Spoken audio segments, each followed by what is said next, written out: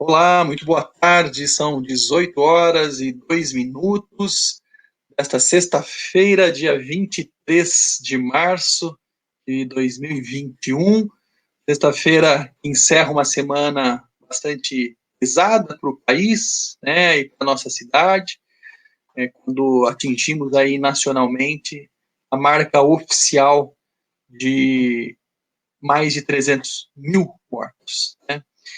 E triste marca, né, que é que sinaliza um momento muito terrível do nosso país. E nossa cidade não ficou atrás, né? Essa semana aqui também atingimos a marca de 600 mortos no município, né? Estamos aí, como todo mundo sabe, com as nossas unidades de saúde superlotadas, abarrotadas, para além do 100% de ocupação, né? Não há espaço, já começam a faltar insumos, medicamentos. Então, uma sexta-feira aí que a gente precisa mentalizar positividades, mentalizar coisas boas, estabelecermos reflexões, avaliações, e, como não poderia deixar de ser, aí estamos no cafezinho da RAI, da vereadora Raide Almeida, que segundas, quartas e sextas, durante esse período mais agressivo da pandemia e das restrições, está fazendo esse bate-papo com a gente.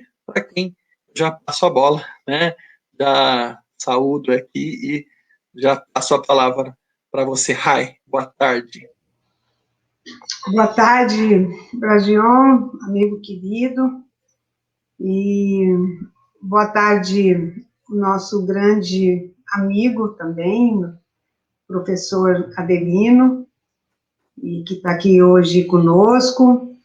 Boa tarde às companheiras, aos companheiros e demais pessoas que nos acompanham aqui pelas mídias sociais. E já quero também falar até uma boa tarde para a nossa grande amiga Rosângela, que já está aqui nos acompanhando, uma companheira de luta, uma companheira que tem estado aí na luta juntamente conosco, uma companheira importante nesta luta que temos travado aí contra toda este abuso e este momento um tanto nebuloso. Também já está aí a Eva, nossa companheira que trabalha lá conosco no gabinete, a Lina também, nossa companheira do gabinete. E então eu quero fazer aqui uma apresentação breve do professor Adelino. O professor Adelino hoje é nosso convidado especial e que nós vamos estabelecer aqui um bate-papo com o professor Adelino. Foi um tema que nós, pelo menos superficialmente, foi tratado dos nossos cafezinhos, já acho que há 2 ou 3 cafezinhos atrás, um pouco sobre essa questão da religião, da política, a ética religiosa. Então, a gente conversa aqui um pouquinho com o professor Adelino.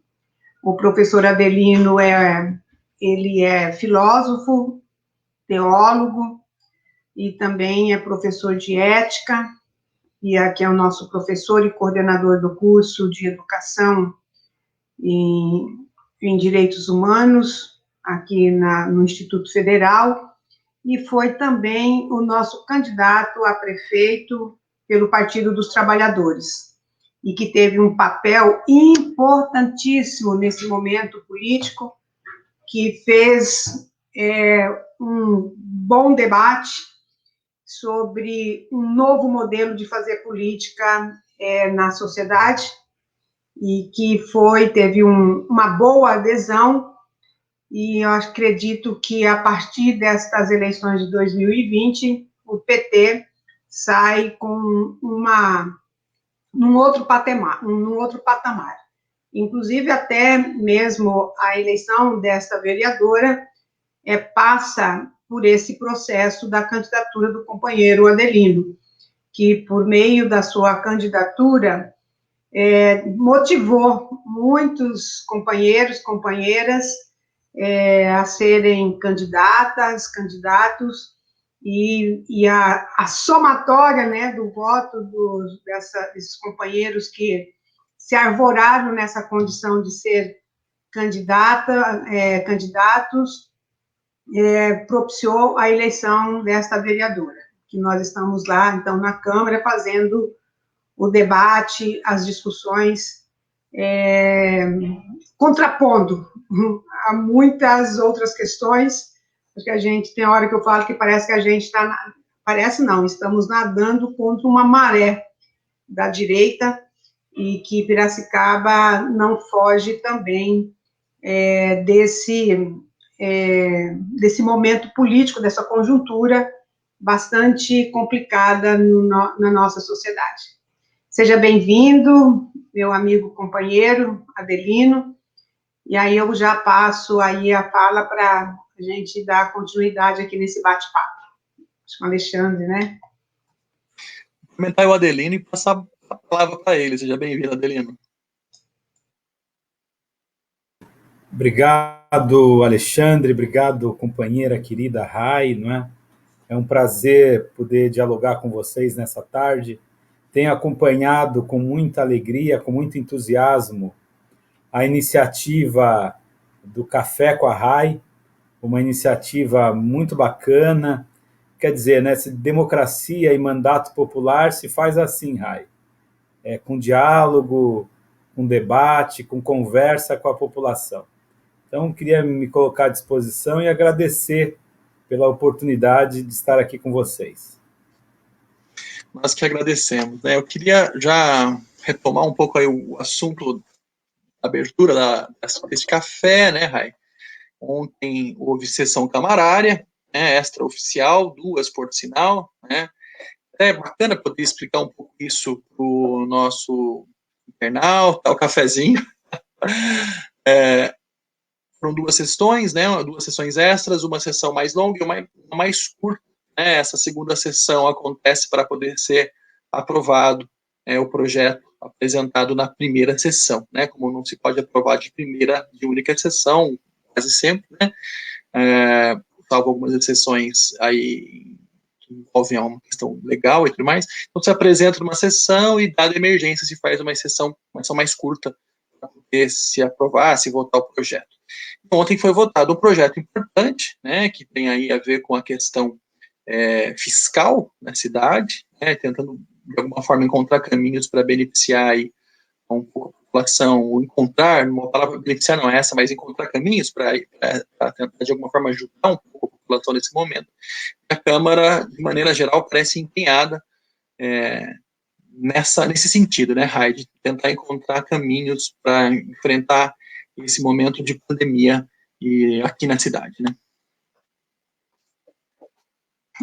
Ontem a sessão ela foi chamada extraordinariamente porque estão suspensos os trabalhos das sessões camarárias em razão das restrições que já foram apresentadas na semana passada. Nós já estamos há 2 semanas sem sessões camarárias, e o prefeito, né, mandou um projeto em regime de urgência. Rocco, que legal, ver o Rocco aqui, que legal. Ai, direto lá do Rio de Janeiro, hein, de Batista, Rio de Janeiro. Um abraço, Rocco. Que legal ver o Rocco aqui. Um prazer, nossa, uma felicidade sabermos que nós temos companheiros, amigos em outros lugares que nos estão aí, muito bom isso. E aí o prefeito chamou essa sessão, aliás, mandou esse projeto em regime de urgência, e isso muito em razão desse momento que nós estamos de aumento dos casos de pandemia e a necessidade de chamar novos servidores da área da saúde, porque é uma área que já está bastante esgotada. Aqueles que estão hoje trabalhando na área da saúde já estão no seu limite máximo é dramática a situação com que esses trabalhadores têm atuado, porque, em razão do aumento do número de hospitalizados e com necessidades de UTI, esses trabalhadores estão dobrando a sua jornada, e aí o prefeito mandou um projeto em regime de urgência para que nós pudéssemos aprovar a extinção daqueles cargos que eram contratados no regime CLTista para fazer um concurso, criar os cargos agora em regime estatutário. Isso é muito interessante, e chamar concurso para novas contratações de pessoal para a área da saúde. Isso é uma situação emergente, urgente e emergente, de nós ampliarmos o número de servidores aí para atendimento da população e da necessidade que o momento requer. Eu acho que isso vai demorar um pouco, em razão de todos os procedimentos legais que têm que serem adotados. Todavia, a Câmara já aprovou em regime de urgência. E aí vieram outras pautas, outros projetos, inclusive este que o Alexandre mencionou aqui, que uma mudança no Código de Postura no que diz respeito às taxas e benefícios fiscais da população, que sejam para serem suspensos num ínterim, num período, e também aqueles que estão endividados, principalmente micros, pequenos empresários que estão endividados, possam pagar os seus débitos parcelados. E aí também nós aprovamos isso em regime de urgência, dada a necessidade para também que parcela desse segmento possa ser atendido e ter algum benefício, porque o momento exige que o poder público, o Estado, destine recursos para que a própria economia gire, aí seja pelo auxílio emergencial, seja também esses pequenos benefícios para aqueles que gerem a riqueza, produzem a riqueza no nosso país, possam subsistir durante esse período aqui de pandemia. Então, foram esses projetos, e acho que foi bem importante essa sessão camarária de ontem. Muito bem, aproveitando ainda para falar sobre a questão da sessão camarária, saudar aqui o nosso chefe de gabinete, Paulo Borges, que está chegando aqui. Boa noite, Paulo.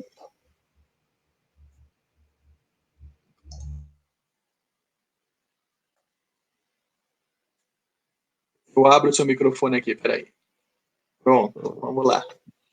Olá, boa noite a todos aí, boa noite a Rai, boa noite Adelino, a você, Alexandre, e a todos que nos assistem aí. Já temos um bom grupo aí nos acompanhando. Prazer receber você aqui, Adelino. Nosso estreante aqui nesse café. Nossa visita estreante, né? Nossa visita estreante aqui. Muito bem. Vamos lá. Eu não sei ainda se você quer dar um panorama das questões referentes ainda à Covid, alguma coisa que tenha surgido ontem ainda, ou a gente pode abrir debate. Eu acho que é importante dar um pouco o cenário. Piracicaba, a exemplo do que está acontecendo no resto do país, também está num momento de acentuar a crise sanitária de saúde em razão da Covid.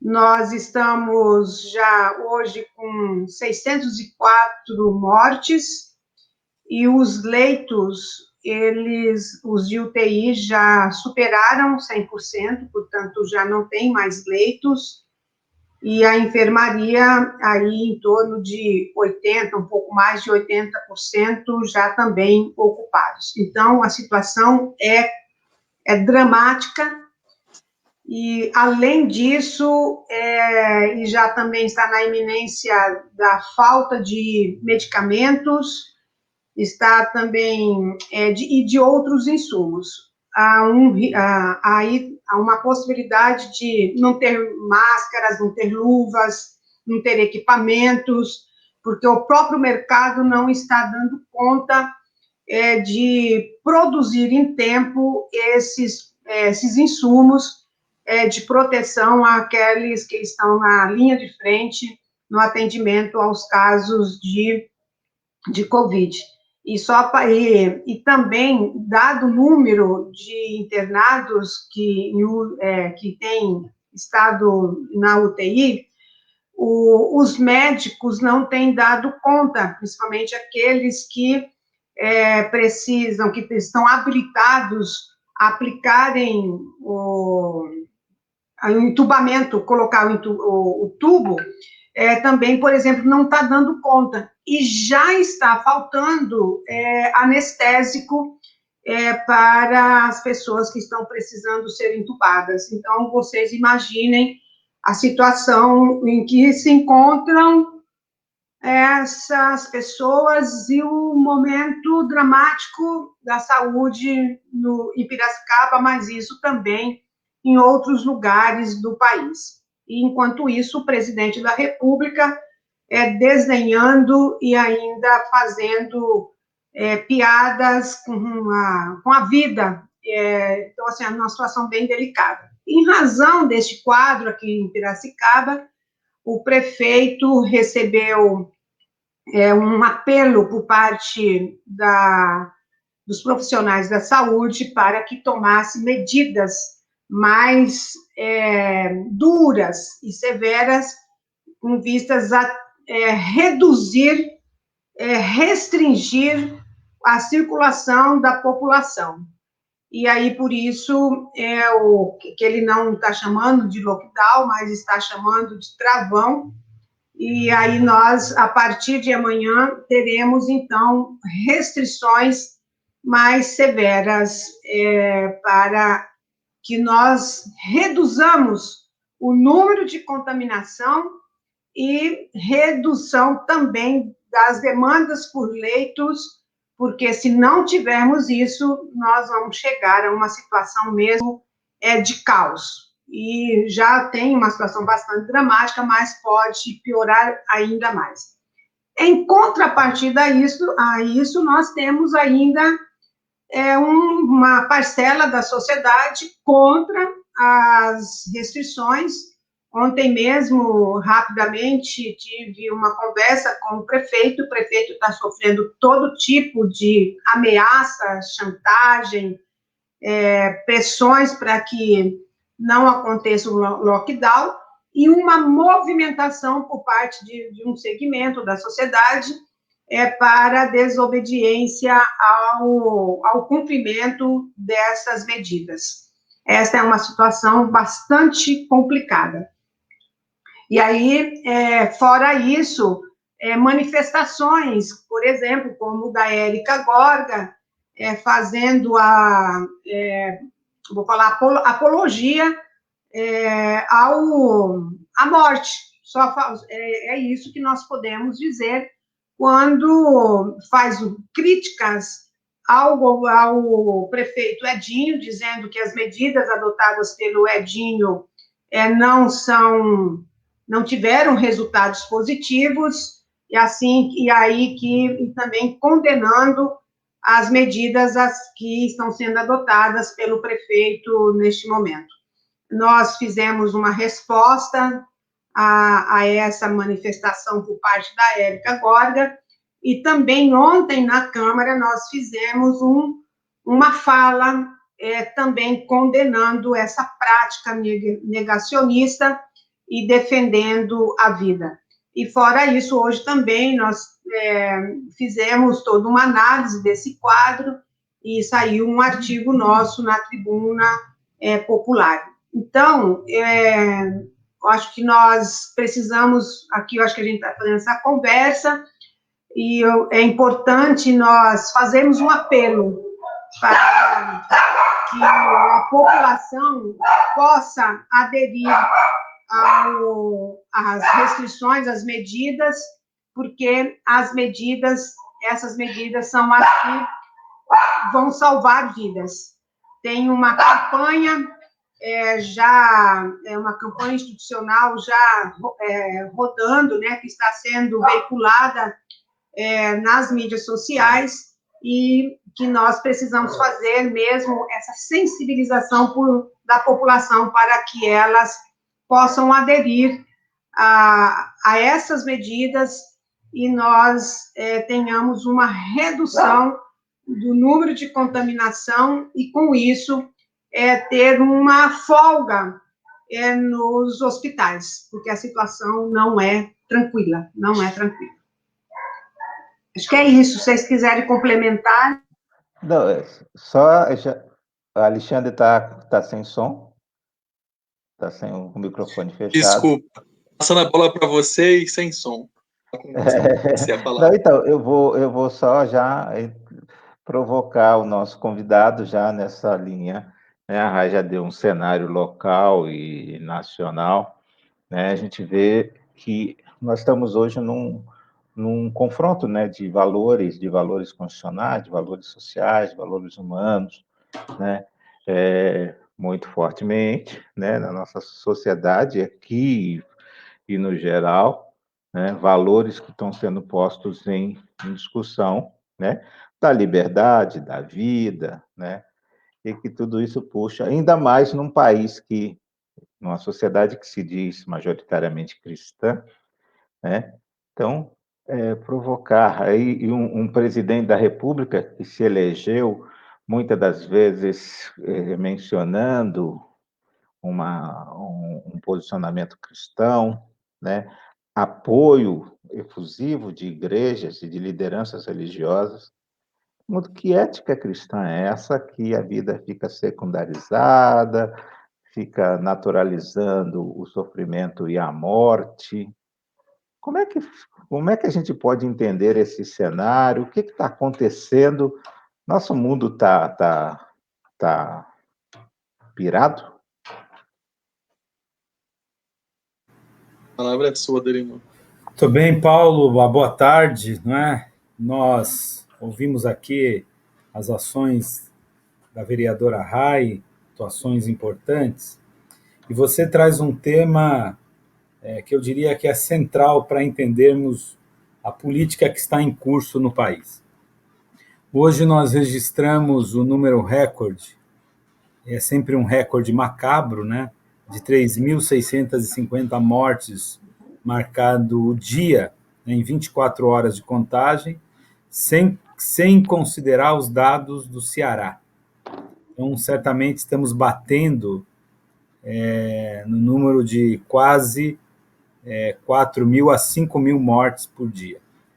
O professor Nicolelli já tem denunciado, que essa política de extermínio, que se convencionou chamar de genocídio, porque é a palavra mais adequada, né? Quando você não tem nenhuma medida para conter a morte em tão grande escala da população. Então, nós vivemos um momento dramático. E os dramas, é claro que o drama limite é sempre a perda da vida. Qual é o maior bem que cada um de nós temos? As pessoas podem, num primeiro momento, pensar em recursos materiais, mas o maior bem de cada um de nós, o bem mais precioso, é a própria vida, né? Com ela, nós temos tudo. Sem a vida, nós não temos nada, né? Nós não somos nada. Então, esse debate se coloca primeiro a imprescindibilidade de afirmar a ética da vida. A gente dizia isso durante toda a campanha no ano passado, denunciando não só o governo federal, mas o governo municipal, o governo estadual, com medidas insuficientes para proteger a população. E, infelizmente, tudo que nós denunciávamos tem se concretizado, né? Oxalá tivéssemos errado no prognóstico e não tivéssemos chegado a um quadro tão desolador. Eu estou colocando esse cenário para dizer o seguinte: então, nós vivemos um período de muitas perdas. A perda limite é a perda da vida. Mas perda de trabalho, perda de direitos, perda de estabilidade, perda de sonhos, né? As pessoas podem, quem não ficou doente, conhece alguém que adoeceu, que morreu, perda de amigos. Nesse cenário, a questão religiosa ela também tem eu diria assim, uma contribuição central. Mas aí vem qual o tipo de religião e a maneira de leitura religiosa que nós vamos fazer. Começou um debate há 2 semanas atrás, inclusive esse debate aconteceu aqui, também em Piracicaba. Se as igrejas eram essenciais, do ponto de vista de manter aberta, né, de poder abrir num estágio mais agudo da pandemia. A primeira coisa que nós temos que pensar é que a religião ela é sempre essencial. Agora, é preciso entender como é que eu vou lidar com a religião, principalmente nesse processo, num processo de tantas perdas. A religião ela tem muito a dizer, porque nós já não temos o auxílio, né? Não temos o auxílio material, o auxílio emergencial, não temos o auxílio do ponto de vista do contato com os amigos. Então, a religião ela cumpre uma tarefa de nos trazer também alento e de nos fornecer alguma explicação para toda essa crise civilizacional. Mas a essencialidade da religião não pode ser entendida como, então vamos abrir as igrejas. Essa semana, o padre Júlio Lancelotti, ele se contrapondo ao grande lema do Bolsonaro, né, que dizia Deus acima de tudo, acho que é isso, né? O Lancelotti resgata uma frase que vem do Evangelho de Mateus. Ele fala: Deus não está acima de nós, Deus está no meio de nós. Essa é uma expressão do Evangelho de Mateus, que Jesus se revela como aquele que está no meio de nós. Então, entender a essencialidade da religião não significa a obrigatoriedade de abrir os templos religiosos no momento de agudização do ciclo de contágio. É preciso que a religião nos dê alento, mas que ela também seja responsável para não ser promotora da expansão da doença. Então, eu queria colocar esse ponto que é muito importante, né? Eu me lembro o posicionamento muito assertivo da companheira Rai, que foi bem nesses termos, né? A importância da religião, mas ao mesmo tempo a necessidade de não termos aglomerações. E esse é o grande problema que nós enfrentamos hoje na pandemia.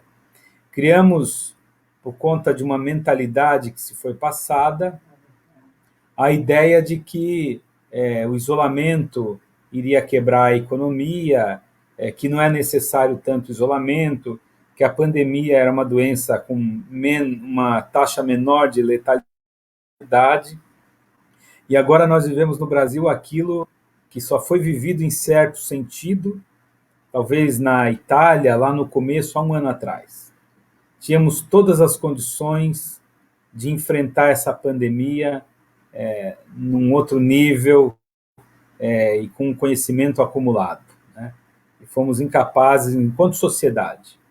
É óbvio que o governo federal é o grande responsável, porque é quem lidera o país, mas as outras instituições, não podemos esquecer que nós vivemos numa república onde os 3 poderes se equacionam, né?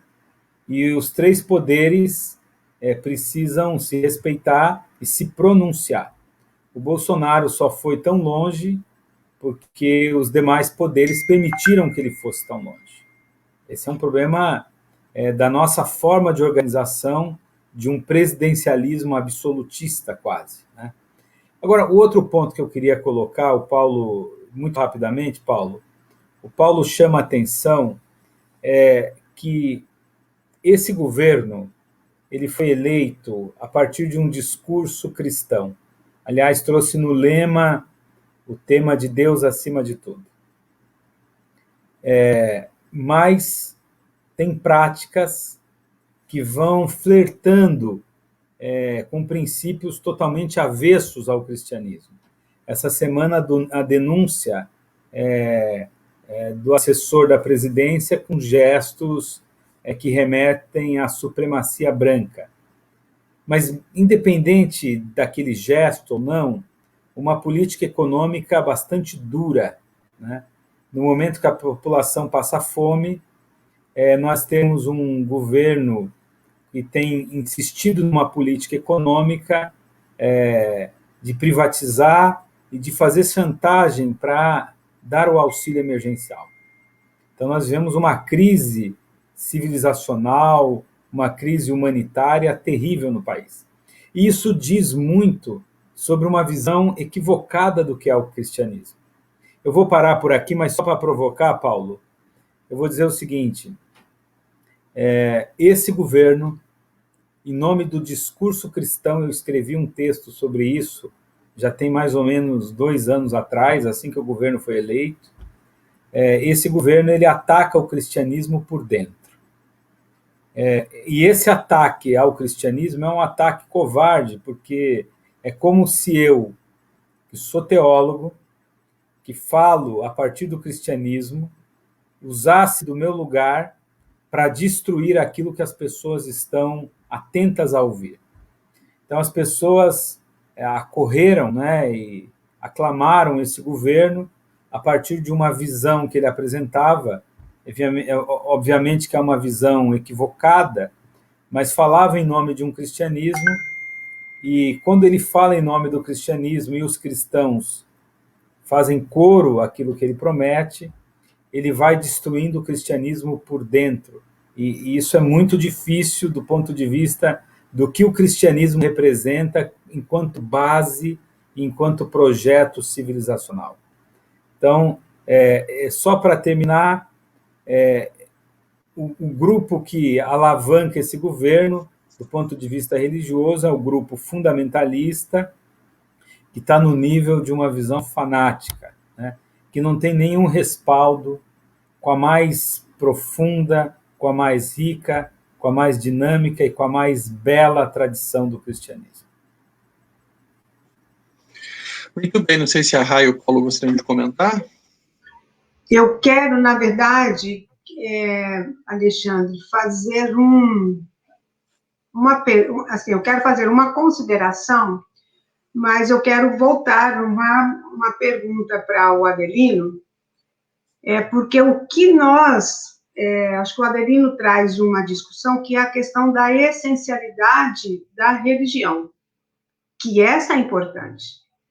E essa essencialidade, ela não se dá você indo para um templo. Essa essencialidade que eu sinto é eu no meu canto. Eu posso, tenho uma necessidade da minha comunhão com o ser superior em qualquer lugar que eu esteja. Eu não preciso estar num templo. E a discussão, pelo menos que eu senti na Câmara, Adelino, é que não era a essencialidade da religiosidade, era a essencialidade dos serviços da igreja. E se você, inclusive, acompanhar os discursos que foram feitos e a defesa da abertura das igrejas para se reunirem, foi a defesa da essencialidade de um serviço da igreja. E passou muito superficialmente a discussão sobre a essencialidade religiosa.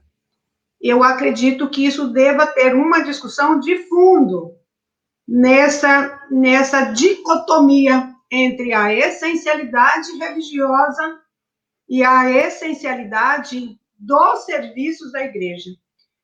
Inclusive, nós fomos destoantes da grande maioria, só tiveram 2 votos contrários à aprovação desse projeto, e tiveram vereadores que aprovaram e depois, até em conversas, disseram que sabiam que esse projeto era inconstitucional, todavia, não tinha como votar contrário. Então, porque você também, acho que é importante também dizer, que acho que entra essa questão da ética, a minha ética do ponto de vista de manter uma coerência com os princípios, inclusive religiosos, e os princípios que são dos benefícios pessoais. Não adotar uma conduta em defesa da vida, mas meramente por uma questão de interesses pessoais. Acho que eu gostaria que você talvez fizesse um pouco esse comentário, porque eu acho que isso é importante para a sociedade, porque nós tem uma narrativa da defesa de alguns princípios, especialmente usando-se da religiosidade, da boa-fé daquelas pessoas, daquela população que frequenta essa ou aquela igreja. Aliás, não tem denominação, acho que não dá para denominar essa ou aquela, que eu acho que é importante nós fazermos na sociedade. Porque nos chamaram de hipócritas no dia, e aí, quem é hipócrita, de fato? Num debate dessa questão, que é uma questão tão importante para todos nós na sociedade. Então, queria que você comentasse um pouquinho sobre isso. Não sei se está clara a minha fala e nesses aspectos. Está muito claro. O Paulo está pedindo a fala.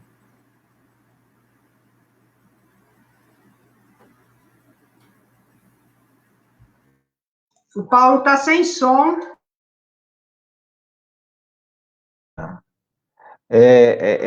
Um pouco nessa linha que a fala, mas ainda com outro, com viés ainda mais.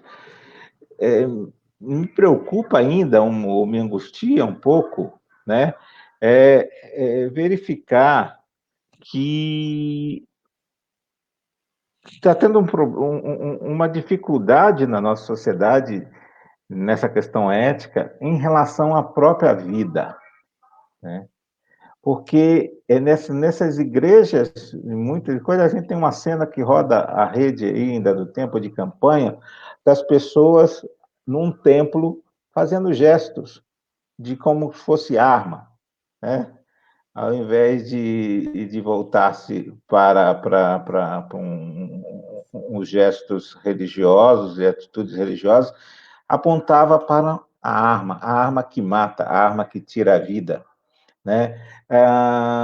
Na hora que um presidente que posa de cristão, né, ele relativiza a questão de morrer 2, 3, 5 mil pessoas num dia, né, e trata isso como uma coisa natural. Esta mesma sociedade que se indigna com uma criança lá na Síria jogada numa praia e faz avatares em defesa e passa como natural 300 e chegando, quem sabe, a 500 mil mortes. Então, eu penso que nós estamos, no mundo no geral, mas em especial nesse Brasil que se diz católico, que se diz cristão, uma ética muito fluida, muito líquida, né, com relação ao valor da vida. Eu acho que talvez explorar um pouco mais essa questão da ética com a vida, o que mudou, onde que está desligado? Sempre foi assim e agora se revela? Ou houve uma ruptura em dado momento? Paulo, obrigado também. A Rai coloca duas questões, eu acho que aqui temas importantíssimos. Eu só queria fazer um registro, que hoje, marcando, né, o alarmante número de 3.650 vidas que se foram, a cidade de Araraquara registra nenhum óbito por conta de 10 dias que começou lá o lockdown mais intenso, né?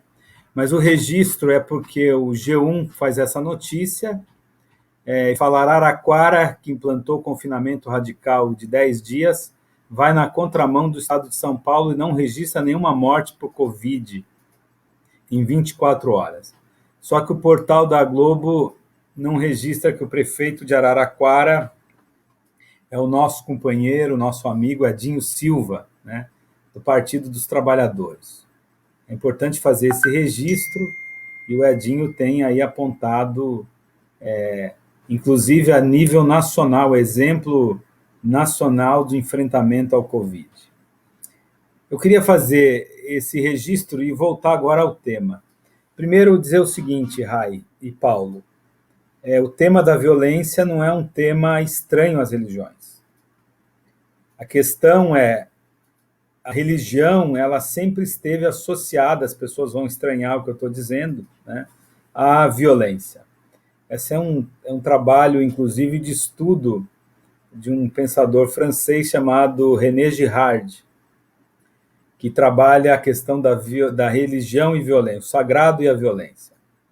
Agora, o que é novidade é que o cristianismo nasce há mais de 2000 anos atrás como uma contraposição ao sagrado violento.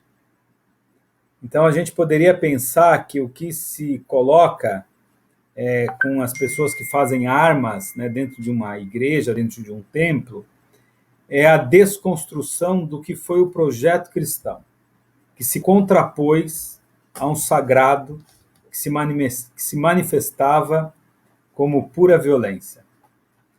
O próprio cristianismo nasce de um ritual de extrema violência, que é o sacrifício de Jesus. A gente vai viver agora, nessa Semana Santa, né? Estamos no final da Quaresma, a experiência da ressurreição. Mas a experiência da ressurreição, ela é antecedida a uma experiência de brutal violência e assassinato.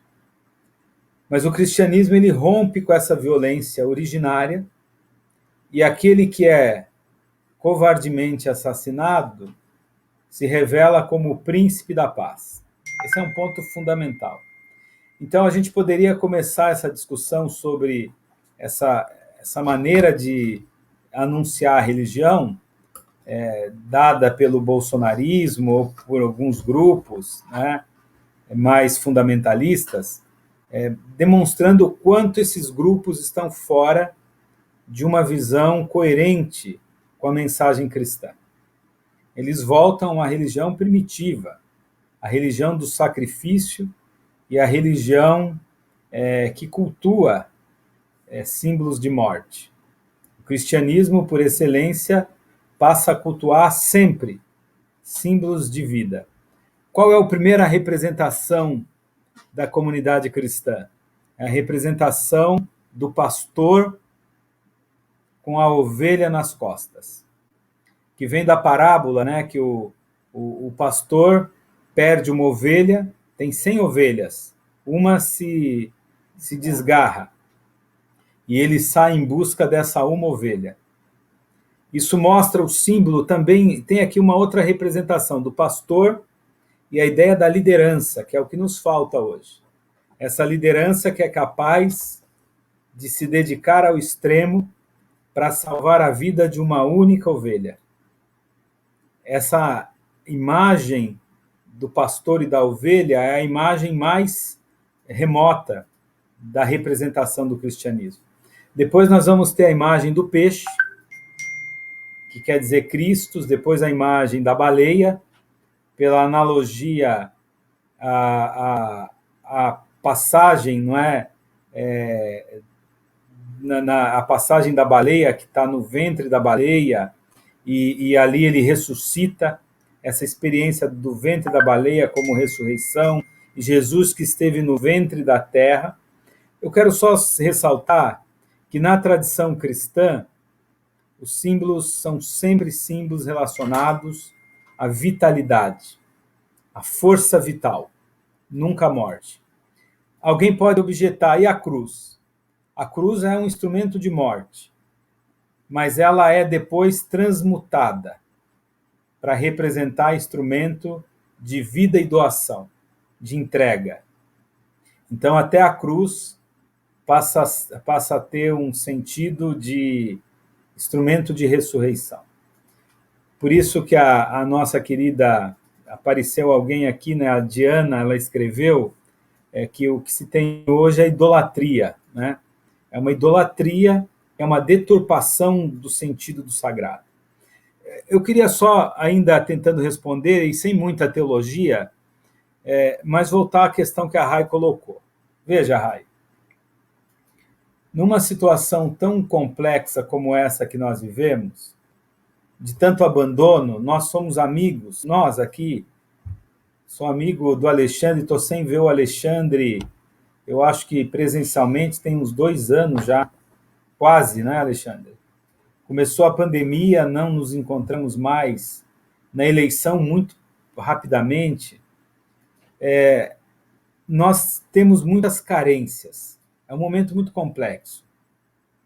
É evidente que a religião ela tem muito a dizer. Esse debate sobre abrir templo ou fechar templo tem que ser um debate com os líderes religiosos. Nós vamos sentar com o bispo de Piracicaba, com o pastor, com as associações, né, das igrejas, porque são os líderes religiosos que precisam continuar dando amparo para a população. Mas, ao mesmo tempo, explicar para a população que não vai ser mais possível se reunir no culto sagrado, por mais que se queira, por mais que nós, espiritualmente, tenhamos essa necessidade. É preciso reconhecer que, num momento tão difícil, as nossas necessidades internas, espirituais, elas se fazem mais agudas.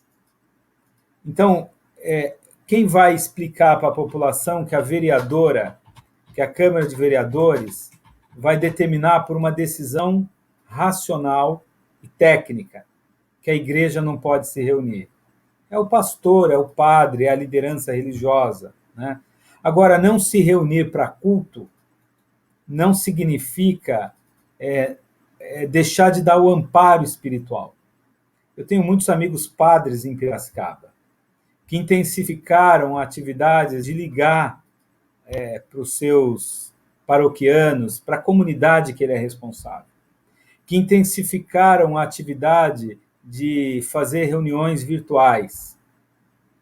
Em algum momento, vereadora, alguns padres e alguns pastores têm ido pessoalmente com máscara, com todo o recurso de segurança em alguma família, alguma pessoa que está mais aflita, porque o amparo espiritual tem que ser mantido.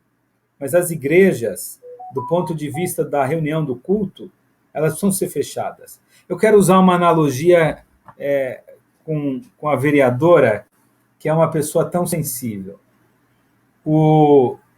As escolas, que são instituições fundamentais de amparo também, em muitos lugares de Piracicaba, o aparelho escolar é a única presença do Estado organizado, né? Elas também tiveram e devem ficar fechadas. Mas a presença dos professores com aulas remotas, a presença do Estado, e que em Piracicaba deixou a desejar, continuando com o fornecimento de alimentação, né? A gente sabe que muitas famílias encontravam na escola a oportunidade das crianças terem pelo menos as refeições mínimas. Então, esse serviço, sem ter que aglutinar as crianças, tem que ser mantido. A mesma coisa a igreja. As igrejas precisam se reinventar até depois que se possa se reunir. O que não dá é para dizer assim, olha, não tem que ter igreja. Tem que ter igreja, mas de uma outra maneira. Eu vou contar uma história aqui, não vou contar o nome do santo, né? No início da pandemia, eu tenho um grande amigo, jovem, padre, lá no Ceará, muito responsável. E aí ele, muito radicalmente, fechou totalmente a igreja. Não tinha nada, não abria. Depois de 2 meses, ele começou a ser cobrado pela população. Olha, a gente entende que não dá para reunir no culto, mas a gente quer ouvir o padre. E aí começaram a desenvolver, porque nem todo mundo tem um computador para fazer uma celebração virtual. Então ele começou a gravar mensagens diárias, e aí chegava no celular. Algumas pessoas ele ligava. Então ele foi criando estratégias, e aí ele me ligou outro dia e falou: Adelino, hoje eu trabalho muito mais, mas eu também desenvolvi várias estratégias de rádio comunitária para me comunicar com os fiéis. Eu acho que são saídas, né? Que a pandemia nos desafia. Porque é muito fácil dizer, vamos abrir a igreja porque é essencial. Nós temos uma responsabilidade de não fazer o vírus se propagar. Se nós nos reunimos na igreja, ou no terreiro, ou, né, no centro espírita, como é que nós vamos depois defender o isolamento social? Nós temos que fazer a nossa parte, mas sem desamparar afetivamente as pessoas. Não sei se eu respondi, Rai e Paulo. Respondeu. Queria só fazer um comentário, não sei se me permite, Rai. Eu e o Adelino somos amigos de longa data, né? Não vou brincar que eu tinha cabelo, porque eu já não os tinha. Mas conheço o Adelino, acho que desde 2001, né? Na virada ali, novo milênio, né? Do novo século. Os colegas no Dom Bosco, colecionamos juntos, e Adelino foi um companheiro, um amigo que sempre me ajudou muito, né? Quem eu sempre fui muito grato. E toda vez que eu posso, faço essa referência ao Adelino.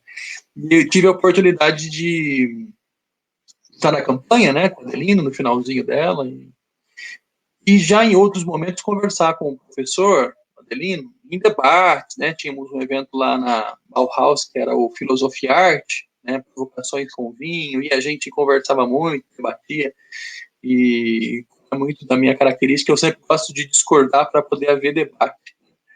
E já nesses encontros eu fazia algumas colocações no sentido de contrapor um pouco essa questão religiosa, né? Concordo 100% com o que o professor falou, não vou fazer nenhuma discordância, mas o que eu gostaria de pontuar, né, que pode parecer um pouco de discordância, é que se faz da religião hoje, né, hoje não, sempre, né, os caminhos pelos quais as religiões, das suas mais variadas ordens, seguiram, muitas vezes é um caminho sanguinário também, né? A gente vai falar aí da própria Inquisição Católica durante séculos, né? Depois da própria, entre aspas, Inquisição, né? Dos próprios norte-americanos, ingleses na Nova Inglaterra, nos Estados Unidos, né? A perseguição entre os próprios protestantes. Se você for para as religiões orientais, você vai ter, por incrível que pareça, né, brigas lá entre os próprios budistas. Veja lá o que acontece lá na China, depois entre os islâmicos. Onde há religião, há problemas.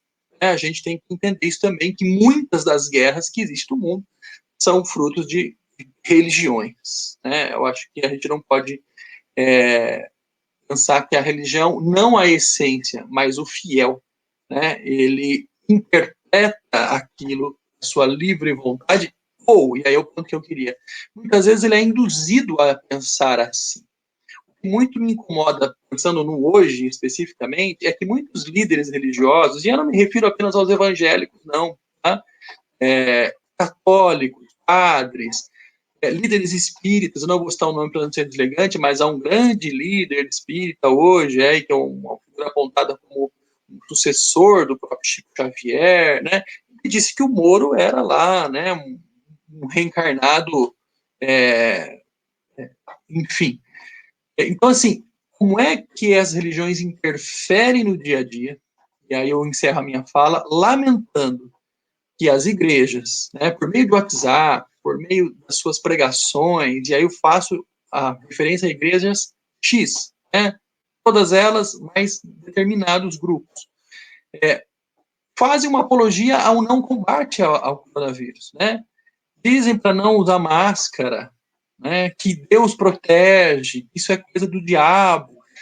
Há um bispo aí, né, de uma igreja poderosa, que tem rádio, que tem jornal e tudo mais, que disse que o vírus é coisa de Satanás, e que quem não tem Deus é que pega o vírus. Só que ele foi lá nos Estados Unidos tomar a vacina. Então, essa destruição, né, da nação por meio de uma ideia religiosa, né, essa é a grande questão que me passa nesse momento e que me decepciona em relação à forma com que se conduz muito aí a religião. Mas eu queria passar para a Rai e para o Paulo. Paulo, acho que é o seu telefone. Você quer falar depois, Rai? Eu acho que eu só queria, acho que o Alexandre fala dessa questão que alguns grupos religiosos falam que o coronavírus é coisa do Satanás e quem tem fé em Deus não pega, e inclusive fica defendendo também o tratamento precoce por uma medicação que já foi tida como vai contrário a tudo que os cientistas defendem, e é uma medicação que não tem os efeitos necessários para cura da Covid. Inclusive, nós temos um caso de uma pessoa que está muito próxima a nós, que se encontra entubada e fazia aí a propaganda do tratamento precoce, inclusive diz que estava fazendo o tratamento precoce e está entubado hoje aqui na Santa Casa. Tem isso, e também tem a questão dessas mesmas pessoas que defenderam as igrejas como serviços essenciais e aí se aglomeraram sobremaneira, e lógico que isso aumentou a contaminação de muitas outras pessoas com a Covid, foram também essas pessoas que começaram a ir para os hospitais e orarem a Deus por aqueles que estão hospitalizados, né? Então, assim, também tem essa movimentação. Para mim, assim, inclusive, paradoxo, né? Ao mesmo tempo que tem essa questão, por exemplo, da fé, e que é importante buscar, na fé também, força para suportar essa dor que nós estamos passando neste momento, e buscar o poder de Deus, e acho que o Adelino fala que o Deus está no nosso meio, buscar para que possa atenuar o sofrimento dessas pessoas, mas foram essas pessoas que se aglomeraram, foram essas pessoas que contribuíram para o acentuamento da crise sanitária. Então, assim, acho que é importante também a gente falar isso, porque é paradoxal essa situação. E acho que para que o Adelino também possa fazer referência sobre essas questões. É importante. Gostaria de ouvir qual a opinião do Adelino sobre essa questão. Paulo? Antes de passar, Paulo, quer fazer algum complemento? Você estava falando, a gente já joga a bola direto para o Adelino, na sequência. Eu? Isso. Não sei se você quer fazer mais alguma coisa. o Adelino já rebate as 3 colocações de uma vez só. Não, sim. Eu vou... Não, que faltou aqui o som. É só um exemplo do que foi dito um pouco antes que você falava, né? Teve um caso então, agora vereador, mas um ex-deputado federal, um cantor gospel, irmão Lázaro, que era aquele que dizia que o vírus era coisa de diabo, que só pegava quem tivesse com o diabo, e ele acabou de morrer de coronavírus, né? Então, acho que, assim, tem umas coisas que as pessoas estão ficando irracionais, né, com relação a isso. Mas o que mais me aflige realmente é, independente dessa questão que passa ou perpassa a questão religiosa diretamente, de igrejas e religião, mas acho que é, esse menoscabo da vida, né? Porque outras teses, diante da pandemia, cresceu-se muito neste governo federal, era a tese do armamento, né? Então, ao mesmo tempo que se tem posições conservadoras de defesa da vida, de contra aborto e outras coisas, você vem e relativiza a possibilidade da execução, né? Recentemente, na Câmara de Vereadores, passou-se um elogio a a gente não pode assegurar que tenha sido execução, mas tudo levou a crer que houve uma execução, né, de pessoas no meio da madrugada, que fugia da polícia. Esse assunto mereceu da Câmara de Vereadores de Piracicaba aplausos, né? A vida ali secundarizada. Então, esse tipo de coisa, essa ética, né, que é tão propalada, ética na política, ética na sociedade, como é que fica isso, o sopesar desta ética com o valor da vida, né? Acho que é essa, acho que precede, inclusive, a todas essas questões, porque depois a religião, isso tudo perpassa. O problema é o indivíduo, qual é a posição hoje predominante do indivíduo em relação à vida? A vida sua e a vida do outro. Acho que essa é uma questão que tem a ver com a nossa discussão de hoje. Posso falar? Bom, a Lê já pôs aqui. Olha, eu queria primeiro dizer da alegria que é fazer essa conversa aqui com a vereadora, com o gabinete, não é? O Alexandre. Já tivemos tantas conversas, né, Alexandre? Agora ouvindo o Paulo, que está aí à frente, né, da base também política, da atuação da RAI. E veja como é importante esse diálogo entre política e religião. Nós vivemos, a RAI, todos vocês conhecem, e vou falar com muito cuidado assim, porque sei que estou aqui diante de 3 pessoas que têm o pé na realidade da vida. Nós temos um povo, para pensar Piracicaba e pensar o Brasil, um povo muito sofrido, muito simples, né? A nossa maneira de representar o mundo não é uma maneira, no geral, é uma maneira que vem das experiências mais cotidianas, né? E o nosso povo é profundamente religioso.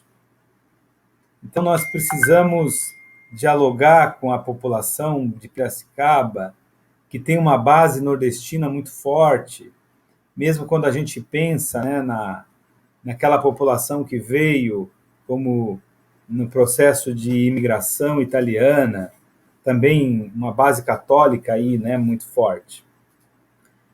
Essa religiosidade traz para o nosso povo uma dimensão de generosidade. Quando se fala, Paulo, por exemplo, que a doença ela é uma ação do demônio, demoníaca, do ponto de vista da linguagem religiosa, não tem problema. O problema é não entender que essa ação do mal, porque o demônio é o mal, e o vírus é o mal. O vírus traz a doença, ele traz a possibilidade real da morte. A morte, aliás, a religião, ela se contrapõe à morte.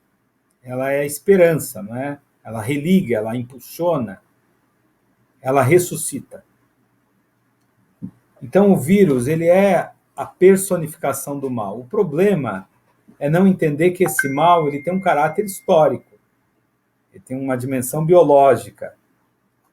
Então, se as pessoas mais simples disserem, não é, olha, o vírus é uma ação do mal, tá tudo bem, mas como é que eu evito esse mal? Usando máscara, tomando a vacina, né? Tendo uma outra relação, a gente tem ouvido agora os ambientalistas, não é? Falando com tanta força sobre o aprendizado. O próprio Leonardo Boff escreve constantemente, dizendo é preciso uma nova relação com a natureza. São todos aprendizados que nós temos que tirar da pandemia. E esse não é o problema. O problema é quando as lideranças políticas e religiosas, que têm por ofício trazerem a liderança religiosa, tem que dar um direcionamento. A gente citou aqui o líder religioso que fala contra a vacina aqui e vai tomar nos Estados Unidos. Mas a gente poderia lembrar de outros líderes religiosos que foram os primeiros a tomarem vacina. E que mostrando, né, e mesmo assim, porque a religião ela mexe com as forças mais internas e mais primitivas da nossa humanidade. Nós temos que fazer um esforço danado para não cairmos na cilada de perdermos a condição da ponderação, da criticidade, para não mergulharmos naquilo que é próprio da religião, que é a dimensão mais emocional. E aí, quando você é dominado por essa irracionalidade que é própria, muitas vezes, do movimento religioso ou das religiões, você perde a capacidade da reflexão crítica. Né? Então, não há problema nenhum na visão religiosa, desde que ela não perca essa perspectiva, esse apelo da criticidade. Na América Latina, nós fizemos isso. O professor Alexandre trabalha, né, fala, olha, a religião foi promotora de muita violência, mas ela foi promotora também de muitas experiências de compaixão, de generosidade. É óbvio que a religião ela teve um motor, porque como é que você difere a questão da disputa do poder? Não é o tema da Idade Média, né? A religião, a igreja, ela quer as duas espadas, a espada temporal e a espada espiritual. Como é que nós vamos nos desvencilhar da disputa do poder para viver uma experiência que é a entrega, que é a generosidade? Agora, a gente não pode esquecer, o Paulo insiste, né, de forma muito adequada no tema da ética. A gente não pode esquecer que na base da formação da civilização ocidental, da nossa visão de ética, mesmo que nós pudéssemos pegar apenas os filósofos iluministas, como Kant, na base do pensamento dele, da racionalidade iluminista, existe uma visão religiosa. Então, a religião ela também inspira. Eu gosto de falar, aqui em Piracicaba, por exemplo, o Paulo conhece, o Brajon conhece muito, a RAI, nós temos, o ano passado não tivemos, o espetáculo Paixão de Cristo. A Paixão de Cristo, que é agora na Páscoa, não é? Que era aquele momento de revisitar o quê? As fontes mais profundas da ética ocidental. E o que essa ética ensina? Ela ensina que eu devo dar a vida pelo outro. Então, quando você percebe um grupo de empresários que compram clandestinamente a vacina, você vai dizer, bom, mas esses empresários eles estão fora de um princípio ético básico do mundo ocidental. Agora, é óbvio que a ética também ele tem um caráter de abstração, não é? Muitas vezes nós temos uma visão de que a ética é muito elevada e no cotidiano as pessoas estão alimentando ódio. Então a gente precisa voltar nas referências. E aí eu estava falando do espetáculo Paixão de Cristo porque ele faz isso, né? Ele recoloca a experiência por exemplo, dos ensinamentos fundamentais do cristianismo. O amor ao próximo, a vida como entrega, o perdão, não atirar a primeira pedra, não é isso também? Então a gente não tem como, na verdade o que eu estou querendo dizer é que é preciso olhar para a religião naquilo que ela traz de mais profundo e de mais generoso. Fazer a crítica naquilo que ela reduz do ponto de vista do avanço da nossa humanidade. E essa tensão é uma tensão contínua. Se nós chegamos, na América Latina, a construir um pensamento tão alto como a teologia da libertação, e no Brasil, inclusive, com tantos pensadores, né, com tantas experiências que a gente pode citar aqui, de lideranças religiosas que enfrentaram o autoritarismo, que foram torturados, que denunciaram. Quem é o grande autor do livro Brasil Nunca Mais? O primeiro relato de denúncia à tortura. É o Dom Paulo Evaristo Arnes, né, o cardeal de São Paulo. Então, eu não posso esquecer, já até anotei aqui, nós estamos aqui discutindo os limites das religiões. Nós estamos em plena campanha da fraternidade, que colocou o tema da diversidade. Filosoficamente, a gente vai falar do conceito de alteridade, do respeito a diferenças, né? E não é um tema fundamental, e não é um grupo religioso que coloca. Então, a gente precisa entender essas tensões, porque senão nós vamos comprar uma briga com o nosso povo, que é muito simples, e que é profundamente religioso, e que agora que esse povo precisa entender, lá nas comunidades, lá no Bosques. Paulo, a gente precisa um dia visitar o Bosques com você. O Bosques é conhecido como o bairro que tem 40 igrejas, 40 designações diferentes. Na mesma rua, nós temos 4 templos, na mesma quadra. É muito difícil para falar para aquela população que ela não pode ir ao templo. A gente precisa conversar com os pastores, porque se não conversarmos com os pastores, a nossa fala vai ser uma fala autoritária, porque os pastores precisam entender que se eles se reunirem para louvar a Deus, que é uma coisa boa, eles vão propagar o vírus numa realidade muito carente. Então, como é que nós vamos equacionar isso, né? Numa realidade onde a fé tem a última palavra. E é uma fé vivida nesse nível que foi colocado. O nível do fanatismo. O Brasil é o país com o maior número de igrejas no mundo. Eu falei do Bosque, mas o Brasil... algumas igrejas aqui têm sido proibidas de serem abertas em outros lugares, inclusive na África, né? Por conta de uma cultura que acaba não privilegiando essa visão sanitária. A gente falava da questão da AIDS, né? Na África, e algumas igrejas não faziam um enfrentamento, né? Tá aí a Eloá, eu acabei de falar, não sei se a Eloá pegou. A Eloá é uma médica que tem trabalhado essa questão da pandemia como um apelo para repensar a nossa visão ambiental. Eu acho que a pandemia traz muitos apelos, né? Olha, mas eu acabei falando demais. Quero dizer que é um tema fantástico, que a gente precisa discutir. Vivemos numa sociedade muito simples e a nossa população, ela tem essa sede de espiritualidade, é uma população muito generosa, e por ser muito generosa, é uma população também que se abre às manipulações, e isso é muito ruim, não é? Por isso a importância desse debate, dessa conversa direta com a realidade das pessoas.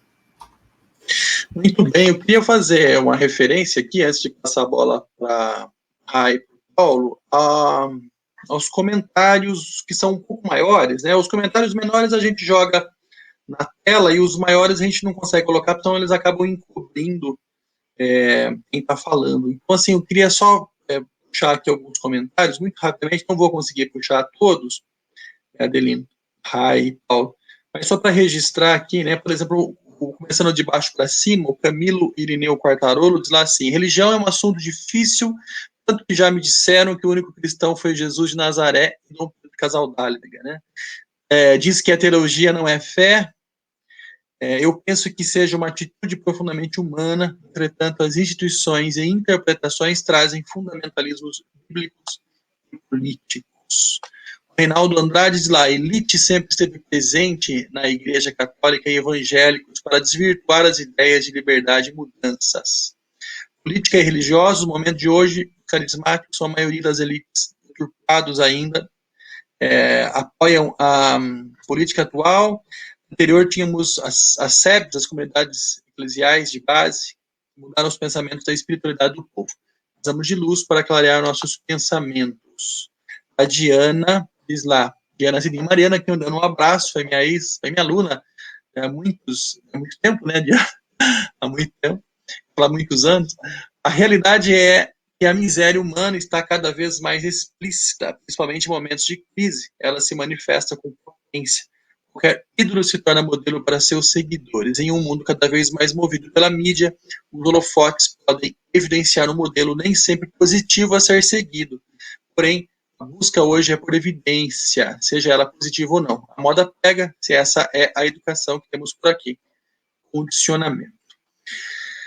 Deixa eu ver se tem mais algum pensamento aqui, mais alguma que não tenha sido colocado. Registrando aí a participação, né? O abraço deixado aqui pela Rosângela, Antônio Silva, pela Eva Prudêncio, pela Lina Gifo, pela própria Diana, pelo Rafael Gonzaga, pelo Rocco Caputo, pela Fátima Mones, e mais, deixa eu ver aqui, deixou pelo Toninho Correia, o Reinaldo de Andrade, que eu já citei, pela Nani Gutierrez, e agradecendo a todos aí pelo Margone, perdão, sempre troco o nome dela, que o Adelino já agradeceu. Rai, passando a bola para você, Paulo, eu queria dizer que fala, Paulo.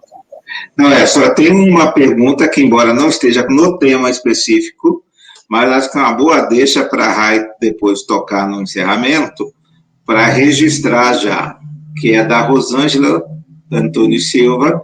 Ela vem, como ficam os recursos para quem está desempregado? Haverá uma renda básica do município para atender essa população? Esse tema, eu acho que a Rai pode dar uma pincelada no final, quando ela estiver concluindo.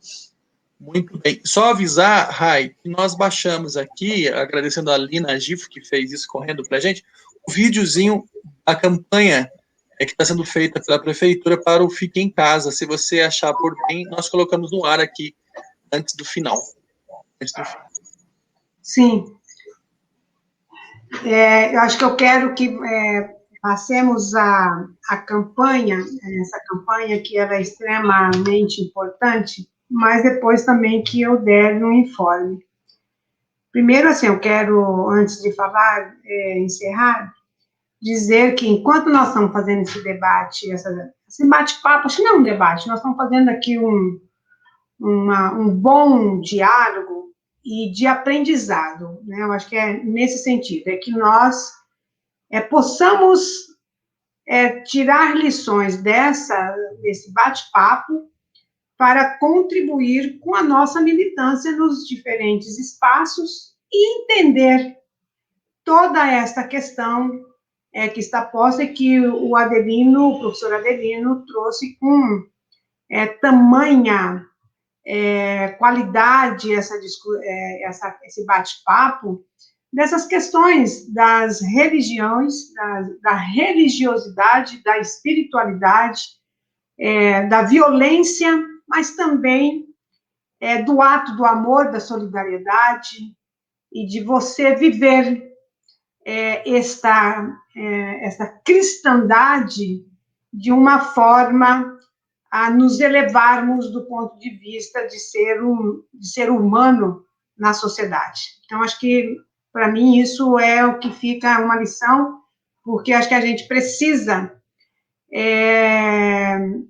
apurar e crescer do ponto de vista da solidariedade e das relações humanas e desse amor ao próximo e tê-lo como a nós mesmos. Então, acho que isso é de extrema importância para que nós possamos entender essas relações humanas e também a fé que nos coloca, né, cada qual com a sua fé, com uma religião mais como militância, mas também a nossa fé por por aquilo que está aí no mundo universal. E aí, com base nisso, eu quero agradecer muito ao Adelino, ao professor Adelino, por vir conversar conosco e trazer esse bate-papo aqui para nós. Mas enquanto nós estamos conversando aqui, pelo menos eu acabei de ver um vídeo, não vi o vídeo, mas vi o anúncio do vídeo, que são alguns vereadores que estão ingressando com um projeto de lei para cassar o projeto de lei para cassar o decreto de restrições apresentadas pelo prefeito. Então, assim, quero aqui deixar já a minha surpresa com tamanha ignorância e desses cidadãos que foram eleitos pela população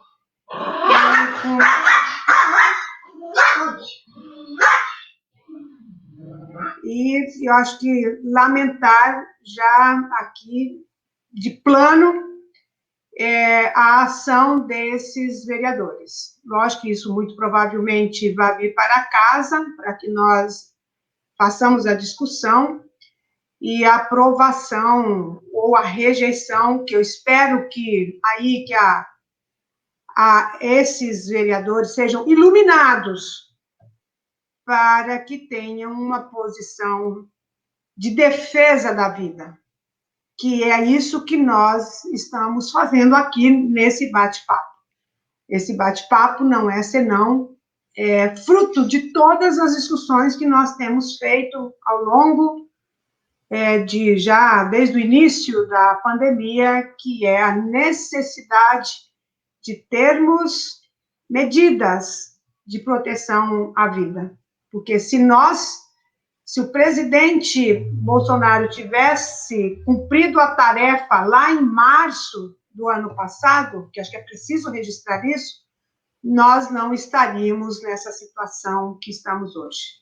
Nós precisamos chegar a essa situação tão grave, para que prefeitos tomassem, pelo menos prefeitos e alguns governadores tomem essas medidas, ainda que tardia, mas pelo menos que tomaram, e nós precisamos cumpri-las e defendê-las, porque ao fazermos isso, com todos os problemas que nós tenhamos do ponto de vista econômico, que as pessoas estão numa situação difícil mesmo, mas até para que nós melhoremos a economia do nosso país, nós precisamos de tomar essas medidas drásticas que estão sendo postas. E com relação ao que a Rosângela trouxe aqui, Rosângela, hoje, agora há pouco, às 16h, nós tivemos uma reunião com a assessoria do vereador Suplicy para discutirmos esta questão da renda básica cidadã. Esta é uma proposta que nós estamos já há algum tempo fazendo essa discussão e nós vamos fazer essa discussão na Câmara e com o prefeito, para que também Piracicaba adote esta política de uma renda básica cidadã. Nós estamos pensando inicialmente em caráter emergencial, mas nós queremos aprofundar essa discussão para que nós possamos ter essa renda de maneira como uma política permanente. Então, acho que é isso. Quero aqui agradecer o companheiro, professor, amigo Adelino, pela bela contribuição que trouxe aqui para nós, no nosso cafezinho. Agradecer mais uma vez ao Alexandre, que está aqui conosco, o Paulo, mas também toda a nossa equipe, que é uma equipe aguerrida, a Eva, a Lina, a Fátima e aqui a Fatinha. Ô, Fatinha querida, tudo bem? A Fatinha é uma companheira que tem dito que nós precisamos salvar vidas e não almas. E aqui está posta esse momento importante que nós temos que buscar salvar vidas. E agradecer a cada uma das pessoas e as contribuições que trouxeram aqui para nós. Esse é um bate-papo com as pessoas que querem contribuir com o nosso mandato e que venham as críticas, que eu acho que são importantes, e as críticas, quando agregam valor, elas são sempre bem-vindas, e é isso que nós queremos construir ao longo do nosso mandato, esse diálogo de mão dupla, né? Eu acho que a gente precisa fazer isso, porque é isso que, como o professor Adelino falou, que é o que dá o caráter de um mandato democrático, popular, participativo. Então, é isso, tá? Então, um grande abraço, muito agradecida, e até o nosso próximo cafezinho, que vai ser quarta-feira, às 18 horas, e que nós estamos aí tentando trazer uma convidada especial. Então, vamos ver se a gente consegue trazer essa pessoa, mas a gente vai divulgar depois o nome da pessoa que nós estamos tentando trazer. O Paulo está fazendo esse contato. Vamos ver se a gente vai ter a confirmação, e aí nós divulgamos aqui na nossa página e depois também nos nossos grupos. Valeu. Um abraço, muito obrigada. Muito bem. Enquanto eu localizo aqui o vídeo, passo para o Adelino só fazer o encerramento dele com muita brevidade, Adelino, para eu poder localizar o vídeo aqui. Muito bem, um prazer estar aqui ouvindo a companheira Raio, aprendendo também com o Paulo, né, reencontrando o Alexandre, e com todas as pessoas que escreveram lá no chat, que dialogaram. Esse é um tema longo, né, Alexandre? E que certamente cabe um café filosófico aí. Precisamos retomar o nosso Filosofia Arte, hein? Um abraço a todos, obrigado pelo convite.